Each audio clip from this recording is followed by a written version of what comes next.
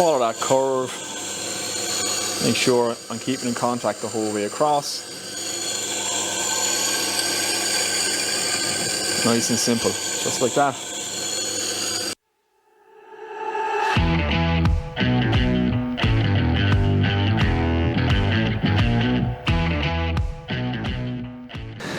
What's happening, everyone? Welcome back to the workshop. I hope you guys are keeping well. Now, I'm busy with my new sharpening station here and my new Tormek T8. So that's what this video is going to be about. I'm going to sharpen a whole pile of tools on all the different jigs that I have and just run it through very quickly with you guys. So everything from chisels to plain blades to knives, kitchen knives, axes, planer blades, all that kind of stuff. I'm going to sharpen this video, and I'm going to sharpen my Leatherman as well. So there's a little trick to sharpening Leatherman multi-tools because the blade is offset when you're trying to catch it in a jig. Just a little thing you have to think about. So I'll show you that in this video as well.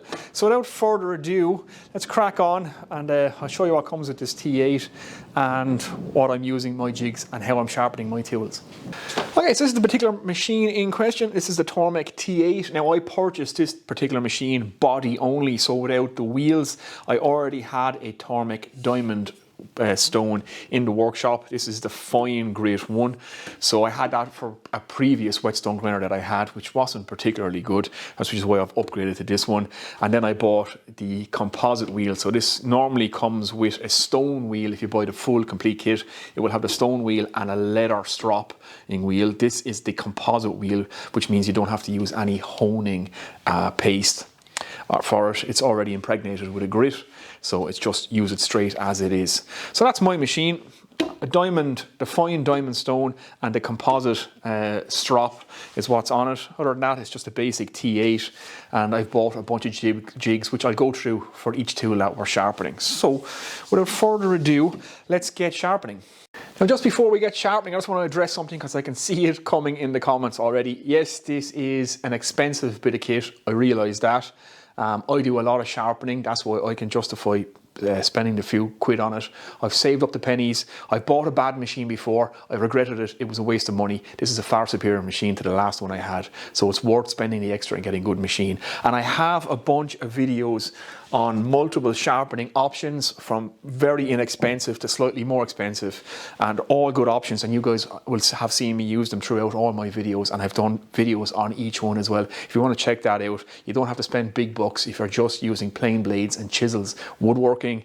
But if you're doing axes, kitchen knives, and a whole range of other stuff, you probably do want to invest in a machine. So yeah, without further ado, now let's get sharpening.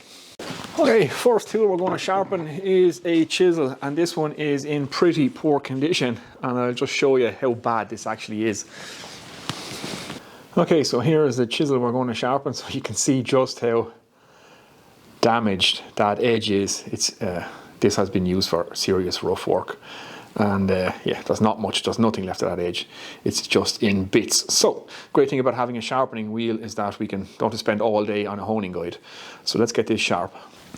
Okay, for sharpening our chisels and our plane irons and all that stuff, anything that has a square edge, in other words, its blade is 90 degrees to its side, we can use the square edge jig. Now this is the SE77 Tormek jig, so we're going to be using that. Now, another beauty about the diamond wheel is it never changes its shape, so you never have to reflatten it, and it doesn't get smaller as you use it, so you never have to change the setting on the guide for setting up the tool. It's always going to be at 250 millimeters. So yeah, let's get this set. Plain irons and chisels, 25 degrees, works really well, so that's what we're going to sharpen this at. Okay, the tool is in the jig. Now the jig has a kind of side wall here that you rest the side of your chisel to. That makes sure that it's nice and square, everything is square to your wheel. And then you just drop the guide down until it's sitting on its bevel. That'll get you roughly in the right place. I know my wheel is 250 millimeters, so that never has to change with the diamond wheel. And I'm just going to set my angle finder to 25 degrees. I can put this on the wheel here, put this on the blade, and I don't want any daylight anywhere along the edge of this. So I can see I have a little bit of daylight, so I'm just going to adjust the adjusting wheel. Adjust it up slightly until that's sitting perfectly flat on my chisel, and there we go. That should be bang on 25 degrees. Just lock everything down and we're good to start sharpening. Now we have a couple of options here which way you want to work the machine. You can stand this side, you can stand that side. I like to stand on this side and move it across and just watch the front of my blade. I just feel more comfortable here. Again, this is just pure preference. Some people like to work from the top and look down. You can do that too. You can sharpen your blades leading edge or trailing edge. In other words, the stone is moving up on to the blade or the stone is moving away from the blade. So you can take your rest, you can mount it down here. So sharpen, trailing edge, leading edge. There's really not much of a difference. There's lots of arguments about it, but honestly, the results are the same. So this is how I like to work. And again, this is just not my preference. I'm not saying it's the right way. I'm not saying it's the wrong way. It's just how I like to do it. So that's what we're going to do. So without further ado, I'm going to raise up the trough. Now, the beauty of the diamond stone as well is you don't have to soak the stone or the wheel. It only requires a small little bit of water just to keep the wheel cool and the tool cool that you're cutting. That's it. And a little bit of the anti-corrosion fluid in there as well, and that's all you need. Now I have a tray under mine because you do spill some water when you're sharpening the larger tools. So just to catch that water and put it back in the trough, it can get a little messy. So let's get sharpening this. Okay, turn our machine on, our water is running. I'm just going to drop my tool on and start sharpening. Now, there's a lot of sharpening to do on this. The fine wheel is a good option if you're only going to go with one of the diamond stones, because it does remove material quite quickly. Not as much as the coarse, obviously, and it does give you a good edge that you can then strop afterwards. So I've quite a lot of material to remove on this now, so it's just nice and back and forth on the wheel and just check every now and again as you go and see where you're removing material. Now look, this has not been a square grind on this chisel, so it's removing from this side. So I'm going to work that all the way across. You can see it's removed a large piece of it already there. Hopefully that's in camera. So it's quite quick and aggressive, but it leaves a lovely finish, the fine wheel. So you don't have to spend the entire day in a honing guide sharpening on a diamond plate or on a water stone. This is a good option for any professional, I suppose, carpenters and stuff. If you want to sharpen all your gear quickly, then it might be worth investing. So I get on and sharpen this, not much to it, and I'll show you guys the final results.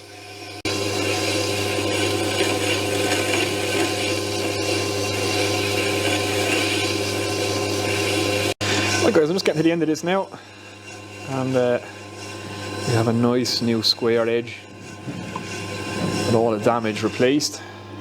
Now we just want to feel and make sure that there's a burr all the way across from edge to edge. You must have a burr from edge to edge, otherwise you're not all the way out to the edge and you're not sharpening edge to edge. So you can just feel with your finger. I have a nice little burr all the way across there now, so I know I'm good, and I'm out to that edge, and you can see the difference in that chisel. I'll give you a close-up when we're done. So that's it, just take it to the strop now and just take that burr off. So when it comes to deburring, I just like to do this freehand. I don't bother using the guide. I'm just going to lightly put the chisel on the strop. And again, this is the composite one, so it requires no compound. Slightly raised angle, so I'm putting a micro bevel on it now. I just want to remove that strop. Just get a nice little polished edge on that.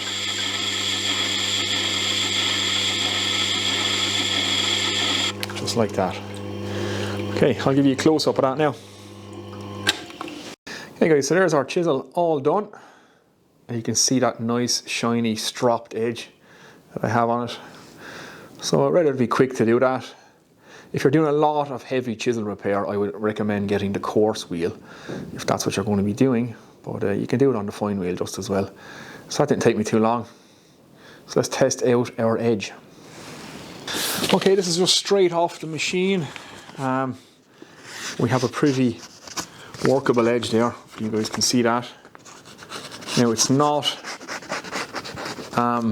spectacularly sharp. It is very much sharp enough to work with, but I like to get it extra sharp, and I find no matter what you use, the leather strop to finish, a proper leather strop does the job. Still pretty sharp, pretty good off the machine, but a couple of rubs with the strop and you'll see the difference.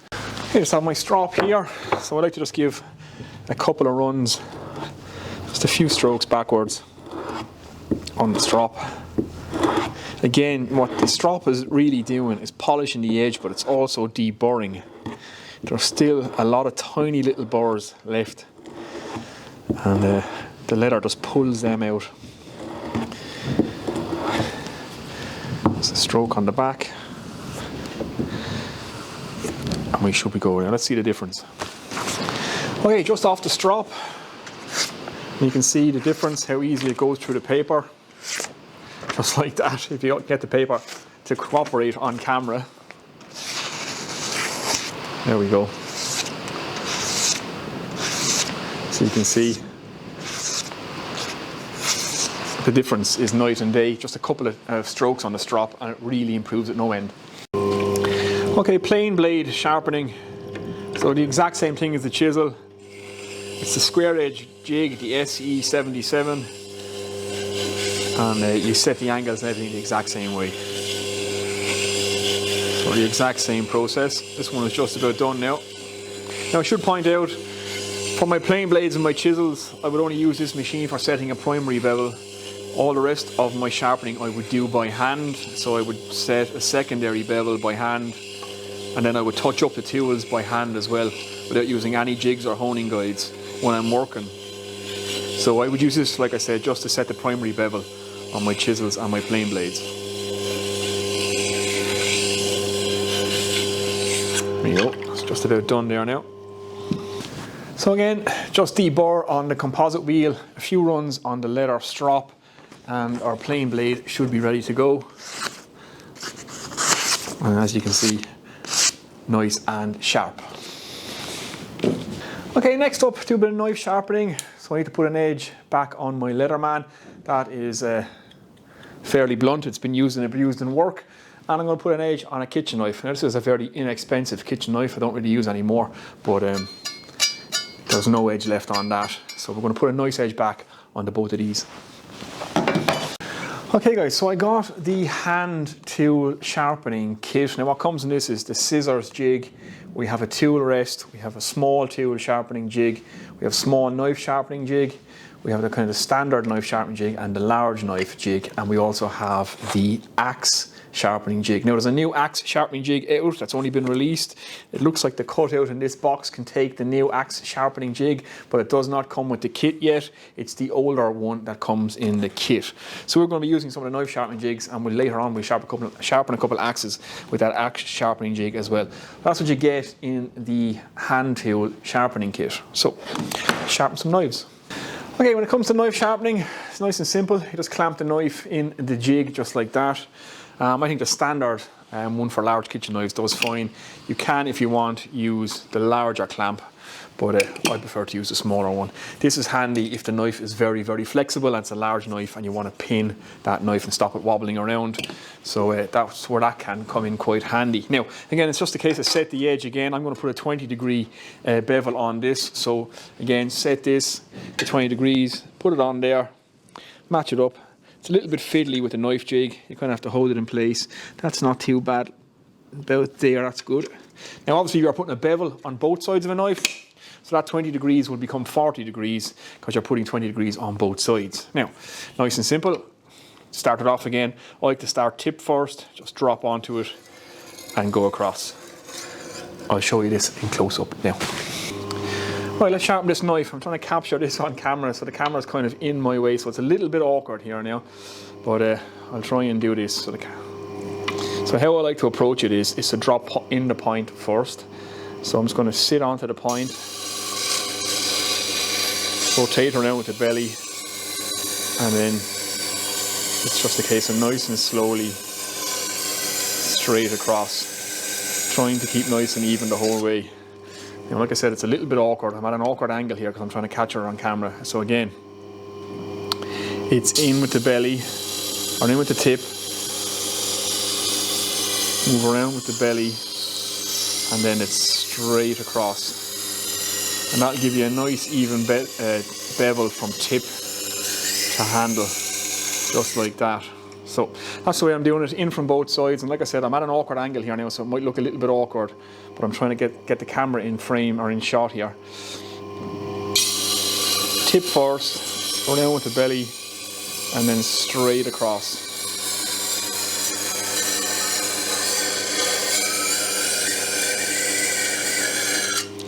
And that should give you a nice even bevel the whole way.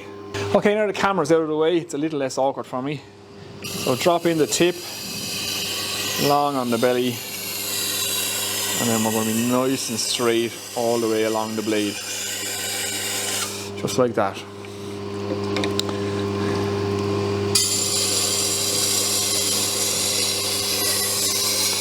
Again, this is just how I like to do it.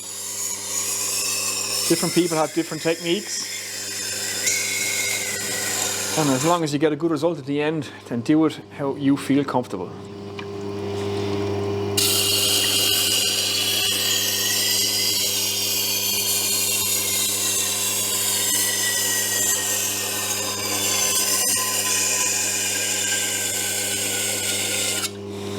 Now when you're getting to the end of sharpening your knife,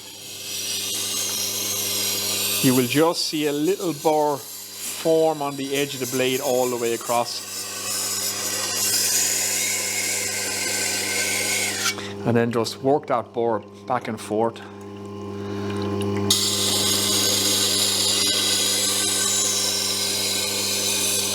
And you're just about done. And then you can go onto the honing wheel and just deburr the blade. Okay, and it's just a case of onto the composite wheel. And I'm just going to deburr that blade. And you'll actually see the burr being pulled off.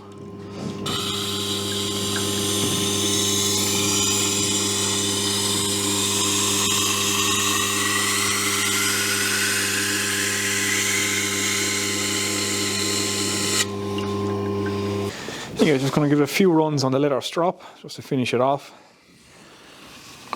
and then we can check our results.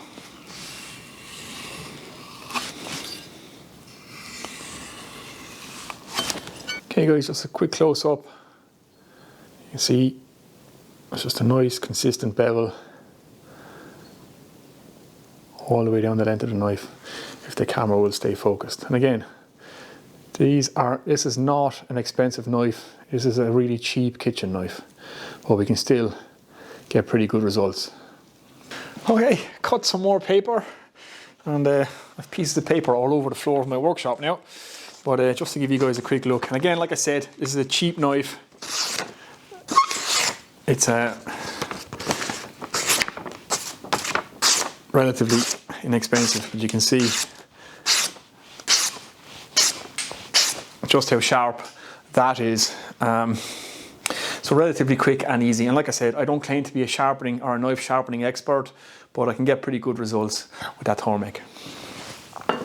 Okay guys, on to small knife sharpening. Now you can see this is the small knife sharpening jig. This is the SMV00. The camera will focus on that. There we go. So you can see it clamps the small knife in this clamp, and then you use the standard clamp to clamp the bar that runs parallel with the blade, because if you clamp this, it kind of covers most of the knife.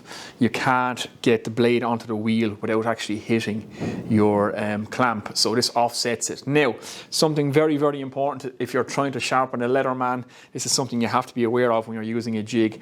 The Leatherman's blade is offset, so you can see that.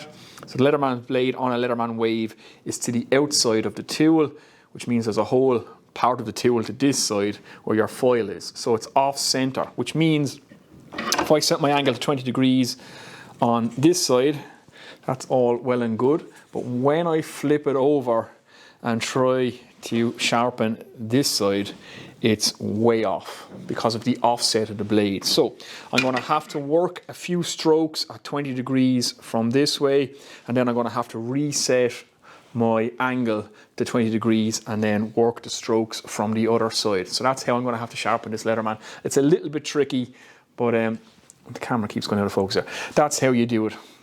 Okay, sharpen this Leatherman. Now I know my angle is good coming from this side, from left to right, so that's what I'm going to do. I'm going to do a number of strokes this way, say 4 strokes this way, flip it around, and then I'm going to reset my jig so that it's at 20 degrees. So again, my arm is in the way now, guys. I'm sorry about this. There we go. So I'm going to drop in onto the point, run around with that belly, flatten everything out, and just run across in a straight line and try and be as consistent as I can. So we're just going to do 4 strokes that way.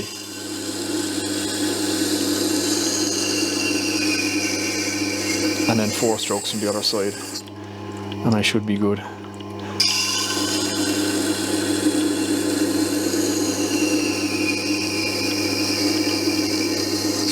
Okay, I have my jig set. Now there's quite a considerable distance in the difference between what I had coming from this side and coming from this side. So just something to be aware of if you're trying to sharpen your Leatherman.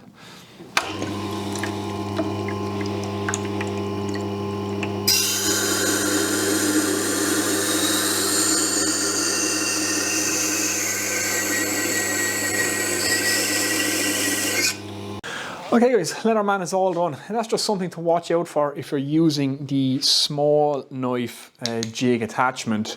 Obviously if you have a setup where you're clamping the blade, then that doesn't actually come into effect. It's just if you're using the offset and you're clamping the handle of the Leatherman, then obviously the blade is to one side. So it's just something to think about.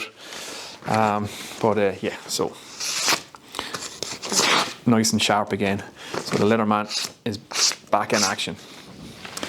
So back in the holster where that belongs. Now last but not least, axes. So I'm going to sharpen a couple of axes, nice and quick. We won't delay too much on this. I'll just show you roughly how to do it and then we'll test them out. Okay guys, on to axe sharpening. So a little bit different in the setup here to a knife. We have to take into account the fact that the axe head is curved in here. So see this, it's not perfectly straight out to the tip. Some splitting axes are, but most carving axes, small axes, are not. They have a curved head. Right, so what does that mean for us? When we're setting up on our wheel, we have to measure the bevel here, not from the body. I can't put the jig, the measuring or the setting jig onto the axe there. So because I'm measuring the bevel, it's the cumulative angle. So I have to set this guy to 40 degrees now because I'm measuring from bevel to bevel. If you think about it, I have 20 degrees this way, 20 degrees that way. So that's a cumulative angle of 40 degrees. And I'm putting the jig on to the bevel itself. So it's a 40-degree angle. Hopefully that makes sense. So 20 degrees both sides gives us 40 degrees. So I'm going to put my jig onto my bevel just like that. And I can see that that's at 40 degrees there now. So we're good to go. So let's get sharpening this axe. Okay, when it comes to sharpening the axe, they're actually not that bad. The jig can be a little bit fiddly because you have to hold the axe into the jig, keep it well pressed in there, it can slip out. The new jig actually clamps the head, this one doesn't. The axe literally just sits up into it like that. So take this for what it's worth as a new jig out. Now I want a nice consistent bevel in my axe head, and this is curved, so I'm just going to take my handle and I'm just going to use that to rotate it, just like that, making sure I'm keeping contact the whole way across. So again, there's not much to this. Let's get my axe down, nice and slow.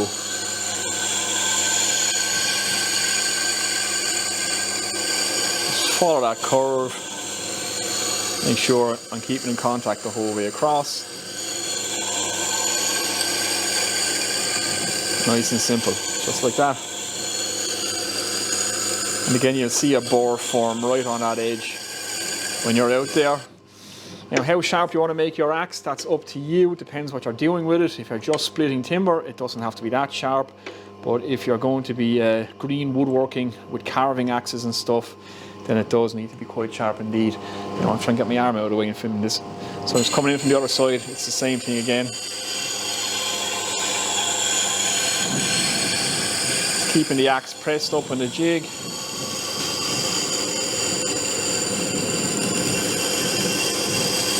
And just working that edge across, just like that.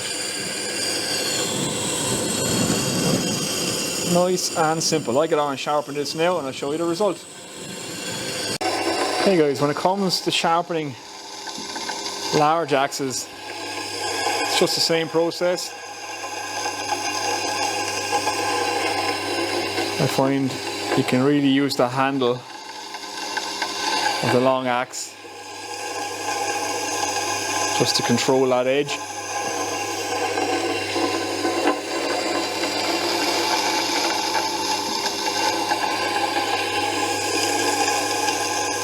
Nice and simple. Just like that, and try and maintain an even bevel if you can.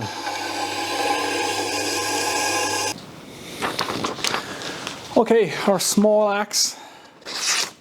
Nice and sharp. Again, if it's just for splitting, it doesn't need to be that sharp. Or if you're doing green wood carving, it's nice to have a sharp axe. If you're into spoon carving, all that kind of stuff, then having a really sharp axe like that is pretty good. Now the large axe, now there's no reason for this to be razor sharp at all. Now that is like it is pretty sharp. It's just something that's fun to do. But like I said, there's no reason in the wide earthly world to have your axe that sharp. The paper's not cooperating with me now, but it is possible to do. So yeah, there you go, axe sharpened on the Tormek. Okay guys, last but not least is planer blades. That's my planer thicknesser or my joint or planer, depending on where you are. And these things can be a nightmare to sharpen because they have such a long straight edge. It's hard to, it's hard to do it by hand and to keep a consistent edge. That's where the Tormek comes in. And I have a specific jig for doing this, which I'll show you quickly. Won't belabor this too much, but let's jump in and have a look. Okay, so this is my planer blade jig. So you take off the original tool rest, you put this in place, that sits in there. There's just a wheel or a knob at the back here to change the angle of this bed, so that changes the angle of the blade to the wheel. Then you have this part here which clamps the blade along in a nice straight line, and this runs on that, and it's really, really smooth. Just runs back and forward. So you just got to drop your blade on, make sure your angle is correct, adjust it back here, and you're good to go. And you have a perfect straight edge all the way across from end to end. Then you set up your stops so you can stop yourself from going too far. Now you just readjust this stop here because that has to go a little bit further than that. And that's how you sharpen your plane blade. Okay, it's a nice simple jig to use, there's not much to this. And this is set to 40 degrees, so my plane blades are at 40 degrees. So yeah, not much to this. Just set it on our wheel. And just work between our stops. And just hone that edge. It's very, very handy for these planer blades because they do get chipped. And this just makes it nice, quick and easy just to put an edge back on them.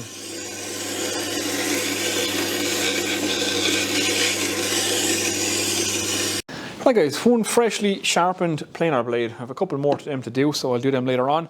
But just for the purposes of this video, I'll show you doing that one. Now, when you're using large blades, the water tends to run off the side, so you can see why the tray is important. So you can just take that water and just drop it back into the trough. Just like so. Now there is a Tormek tray that you can actually buy. This is just one I happen to have, a metal tray, but it does the job. And yeah, that's more or less it guys. A whole bunch of tools sharpened on a Tormek. Okay guys, there we go. That's just some of the tools that I'm sharpening on my new Tormek T8 on my new sharpening station. Now there's a pile of other stuff that I could have showed in this video, but it's getting a bit long. You can also sharpen your router plane, your plough planes, all those kind of small blades with a small blade jig. You can sharpen all them on that just as well. And there's a whole pile of wood turners jigs you can get for it too. So there's lots and lots of stuff you can sharpen on it. Basically everything that's up in my hand tool cabinet I can sharpen on this machine, as well as my axes, kitchen knives and other tools as well. So hopefully you enjoyed that guys. Hopefully you found it informative. Hopefully you got something out of it. As always, comments and questions below. Give the video a thumbs up. That really helps me out with the algorithm. And if you're new here, think about subscribing. And that's it guys, until the next one, I'm going to get out of here now, so mind yourselves, take it easy.